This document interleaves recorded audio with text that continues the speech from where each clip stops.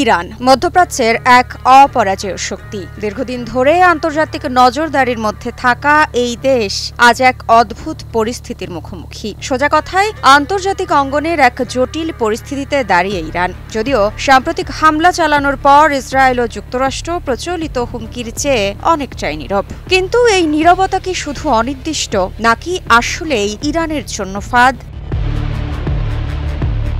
ইরানের সামনে এখন এক রহস্যময় সময়। সরাসরি হুমকি না থাকলেও নীরবতা এবং কৌশলগত চাপের মধ্যেই আছে বড় চ্যালেঞ্জ।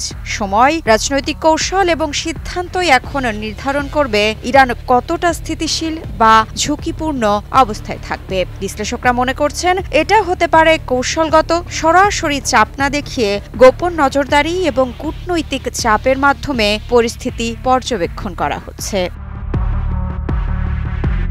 দীর্ঘদিন ধরে ইরান পারমাণবিক প্রযুক্তিতে স্বনির্ভর হওয়ার চেষ্টা করছে। দেশটির কাছে প্রায় 400 কেজি এবং 60% সমৃদ্ধ ইউরেনিয়াম রয়েছে, যা আন্তর্জাতিক পরমাণু সংস্থা IAEA এর সরাসরি নজরের বাইরে। যদিও ইরান এই সক্ষমতা ব্যবহার করছে বেসামরিক খাতে, এমনটাই দাবি দেশটির। এই তথ্য জানার পরেই চলতি বছরের জুনে ইসরায়েল হামলা করে ইরানে। যদিও ইরানের দাবি এর আগেই তারা সেখান থেকে তাদের মজুদ সরিয়ে ফেলেছিল। বিশেষজ্ঞরা মনে করেন ইরান শান্তিপ্রিয় কিন্তু আত্মনির্ভর নীতি অবলম্বন করে। এটি কোনো আগ্রাসনের পরিকল্পনা নয়, বরং নিজের নিরাপত্তা রক্ষা।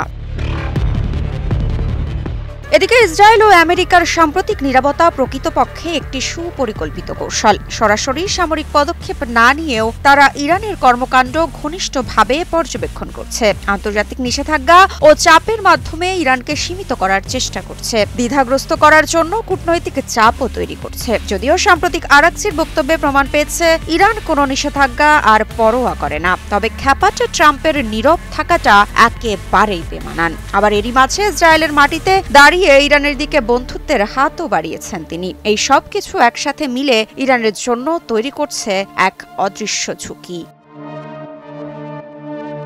আর এটা ওইটা না, কাপড় ধোয়ার একটাই সলিউশন, চাকা অল ইন ওয়ান। তবে ইরানের সামনে রয়েছে কয়েকটি গুরুত্বপূর্ণ চ্যালেঞ্জ।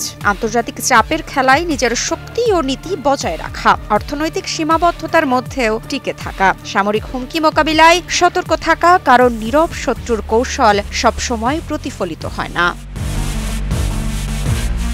ইরান প্রমাণ করছে ধৈর্য, স্বাবলম্বিতা ও নৈতিক শক্তি দিয়ে নীরব বিপদের মধ্যেও সার্বভৌমত্ব বজায় রাখা সম্ভব। অন্যদিকে ইসরায়েল ও আমেরিকার নীরবতা এবং চাপের কৌশল, যা বাইরের চোখে সতর্কতা মনে হতে পারে, বাস্তবে ইরানের জন্য এক গোপন ফাঁদ তৈরি করছে। এখন দেখার বিষয় ইরান এই চাপের মধ্যে কিভাবে তার কৌশল এবং নীতি পরিচালনা করে। মৃত্তিকা সিনহা বিশ্বাস, নিউজ 24।